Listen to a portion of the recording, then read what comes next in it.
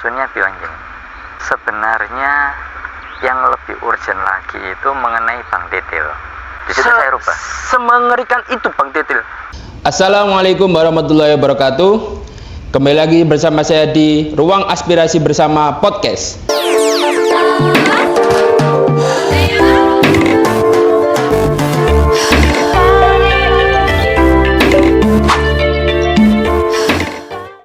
Kali ini saya bersama dengan narasumber yang luar biasa, yang mana narasumber kali ini akan menyampaikan dan berbicara dengan saya di Ruang Aspirasi Bersama edisi spesial. Baik, saya akan langsung memperkenalkan diri dari narasumber kali ini. Silakan, boleh memperkenalkan diri. Ya, saya Muhammad Miftahul Arif, biasa dipanggil Arif. Baik, cukup singkat saja. Oh iya, boleh, tidak ada masalah. Itu tadi sedikit pengenalan yang sangat singkat, tapi akan kita gali lebih dalam lagi, karena siapa tahu nanti ada hal yang bisa kita gali di Mas Arif sendiri. Saya panggil Mas Arif, boleh? Boleh. Oke, baik. Mas Arif, kali ini saya akan langsung to the point saja.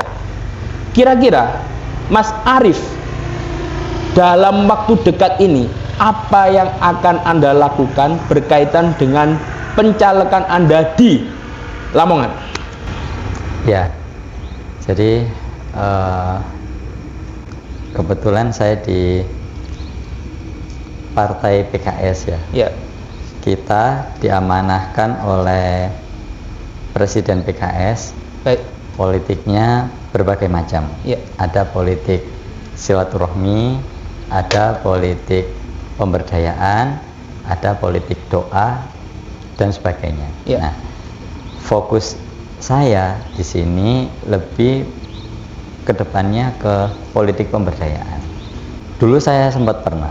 Jadi ada seseorang yang bilang ke saya, waktunya terlalu pendek, kamu harus punya sesuatu yang beda. Artinya sesuatu yang beda itu saya berpikir bahwa mungkin saya harus melakukan pekerjaan infrastruktur. Baik.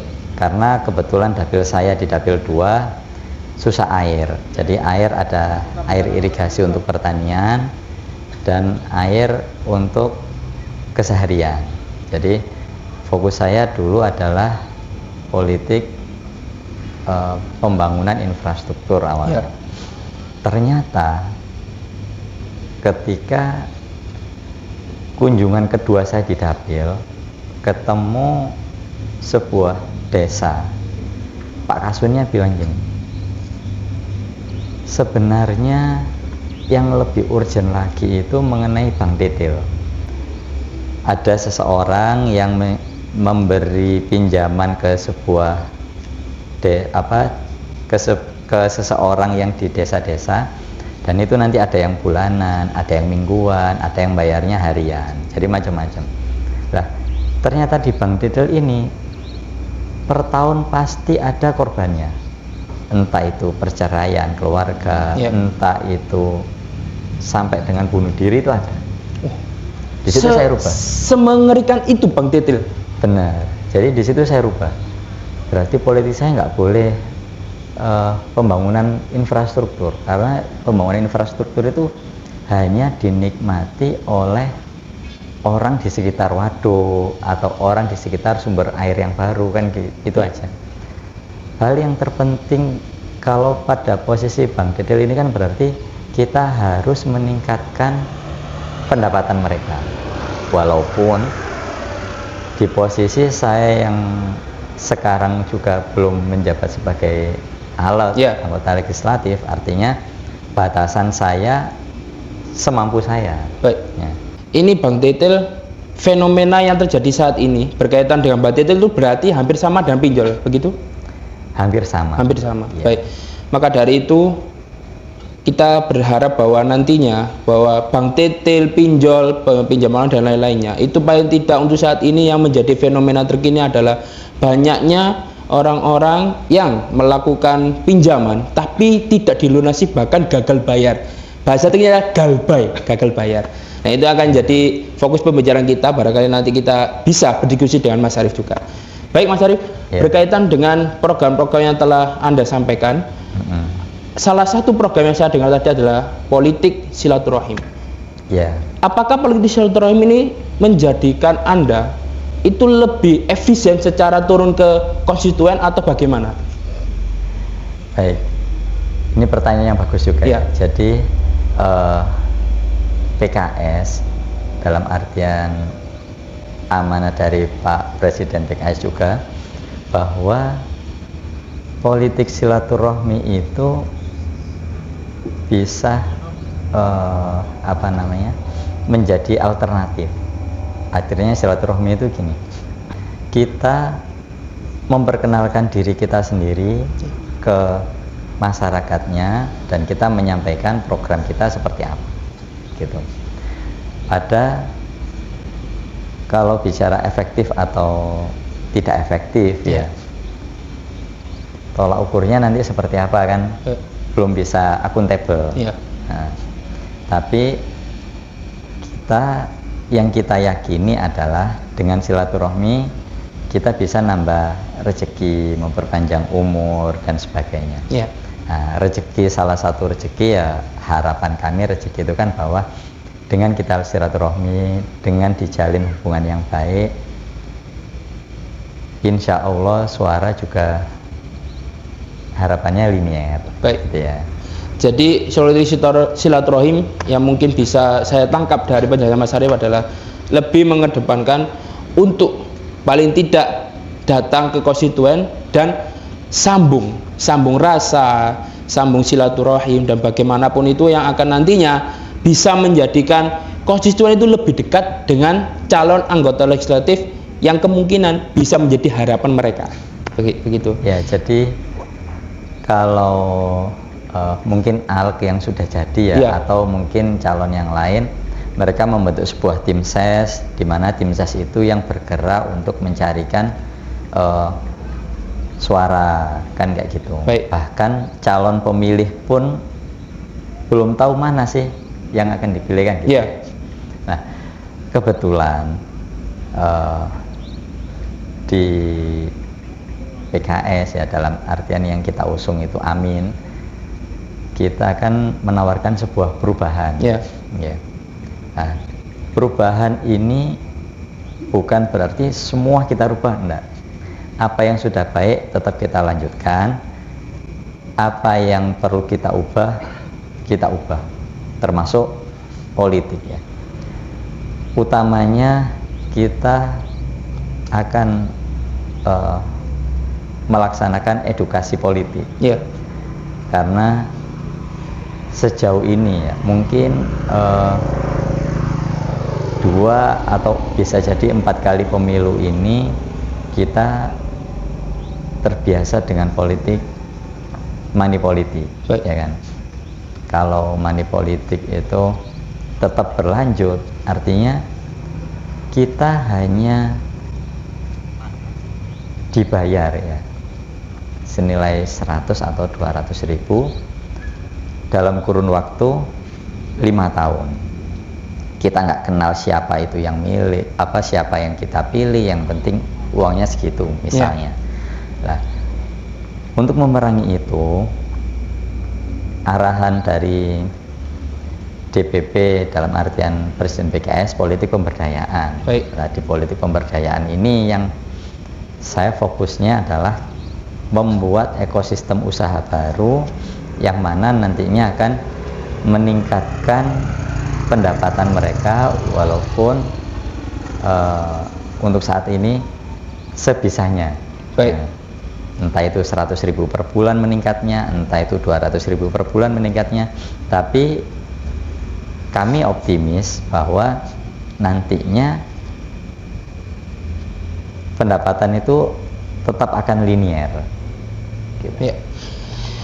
Politik pemberdayaan ini yang jarang saya dengar di kebanyakan politikus sekaliber nasional pun, karena yang saya ketahui bahwa kebanyakan yang terjadi adalah yaitu tadi money politik atau politik uang, politik transaksional, yang mana itu menjadi borok atau keburukan di setiap pemilu yang kita laksanakan.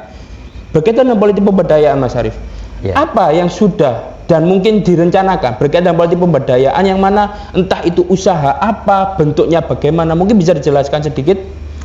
Ya, jadi pada politik pemberdayaan yang saya lakukan dan teman-teman PKS lain lakukan juga, khususnya kalau saya melakukan politik pemberdayaan budidaya cacing yang nantinya mungkin Mas Hanif juga nanti silakan searching ya. Ya.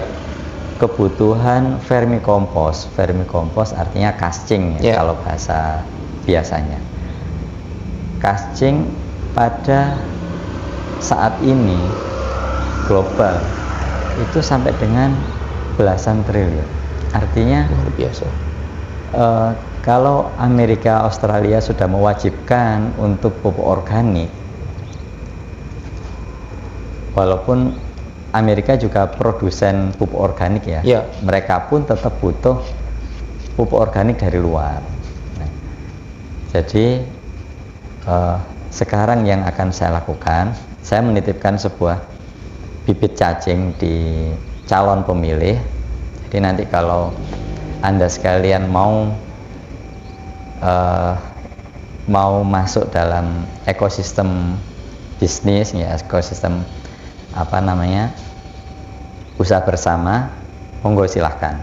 Jadi kebetulan saya dibantu oleh SMK 6 Muhammadiyah Modo. SMK 6 Muhammadiyah Modo. Ya, SMK 6 Muhammadiyah Modo pada tahun 2016-an dia sudah berhasil budidaya cacing juga.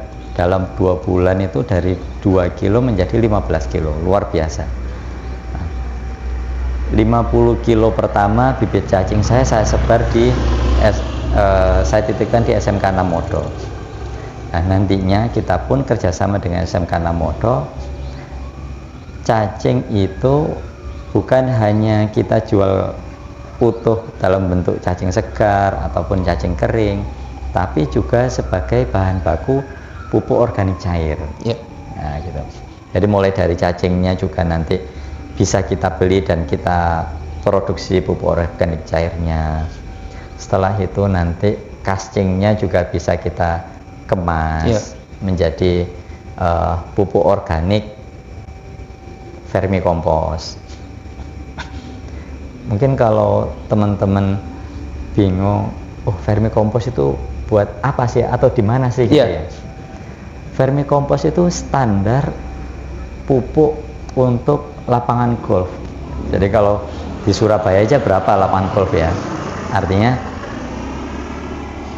dan berapa hektar per 1 hektarnya butuh sekitar 10 ton. Berarti berapa kebutuhannya? Kan gitu ya. Luar biasa sekali. Potensi dari budidaya cacing saja sudah kelihatan sangat-sangat luas. Apalagi kalau nanti Anda yang tertarik mau ikut usaha bersama, maka mungkin bisa jadi itu kesempatan untuk mendapatkan penambahan hasil atau penghasilan dari bulanan Anda, begitu. Benar. Kalau kita head to head kan mana yang lebih menguntungkan antara program pemberdayaan dengan money politik. Oke, money politik hanya dapat kisaran mungkin sekitar 200.000 ya, 200.000. Bahkan ada yang lebih rendah biasanya. Biasanya lebih rendah. Tapi kita anggap 200.000 lah ya. Baik. Kalau kita kasih kisaran bibit 2 kilo sama dengan halnya formulasi pakan atau formulasi probiotik sama dengan yang dikerjakan oleh teman-teman dari SMK 6 Modo, dari 2 kilo jadi 15 kilo, artinya nanti dalam 2 bulan 10 kilonya kita panen. Berapa pendapatannya? Mungkin dari money politik bisa karena kita juga bukan hanya sesaat dikasih setelah itu selesai kan gitu. Politik pemberdayaan itu continue. Jadi selama masih ada cacing selama itu kita masih bekerja sama, atau selama itu juga pihak yang mau bekerja sama atau calon pemilih yang mau bekerja sama dengan kami, artinya tetap menambah pendapatannya Anda sekalian gitu. Luar biasa. Ya. Dari cacing pun tidak hanya potensinya luar biasa, tapi Anda yang sekali ini menyaksikan kami berbincang-bincang, barangkali kalau Anda menerima, ya mudah-mudahan tidak, money politik atau politik uang dari salah satu caleg yang datang di hari H, itu Anda hanya menerima sekitar 200, bahkan mungkin 100, ada yang 50. Kalau dengan ini, kemungkinan Anda tiap bulan akan mendapatkan pendapatan tambahan penghasilan, dan ini berkelanjutan, tidak hanya sekali. Luar biasa sekali. Ya. Jadi Mas Arief ini saat ini sudah berjalan atau bagaimana untuk yang budidaya cacing ini? Alhamdulillah sudah. Luar biasa. Jadi, kita sekarang ada di 2 kecamatan. Yang pertama Ya. Kecamatan Modo, yang kedua Kecamatan Kembangbau. Baik. Harapan kami nanti juga di kecamatan-kecamatan yang lain. Jadi memang saya pernah menarik ya. Ya. Ada seseorang, beliaunya juga tim ses seseorang. Saya tanya, beliau bilang gini, orang-orang itu lebih suka sesuatu yang instan. Mereka butuh 200.000 saat itu. Ya. Nah, oke. Kita masih punya waktu November, Desember, Januari. Ya. Pemilihan di 14 Februari. Februari. Iya. Artinya ketika Anda sekalian sesegera mungkin join dengan kita, di posisi bulan Januari sudah panen yang pertama, di Februari panen yang kedua.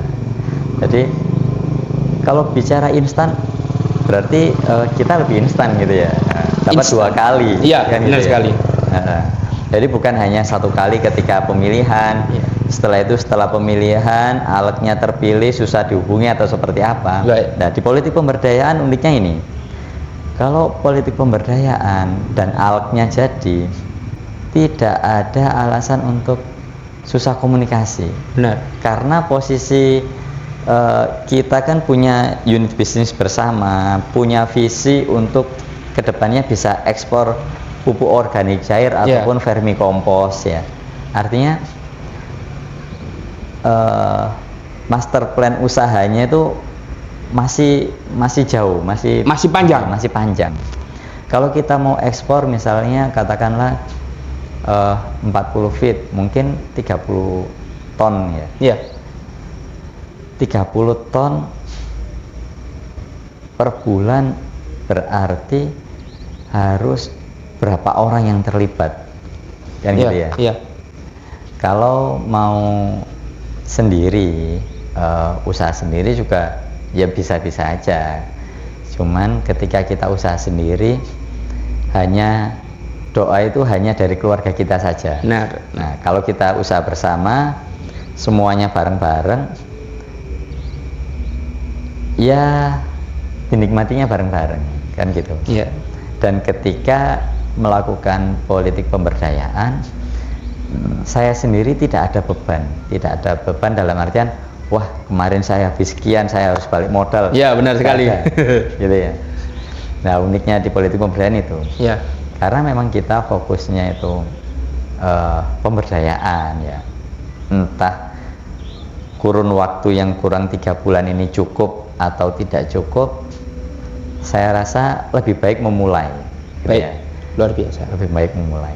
Jadi yang bisa kita dapatkan dari politik pemberdayaan selain dari pendapatan dan juga keberlanjutan komunikasi, kemungkinan kalau Anda menjadi anggota legislatif berarti tetap ada sambungnya komunikasi hingga nantinya ke depan Anda menjabat sebagai anggota legislatif, begitu?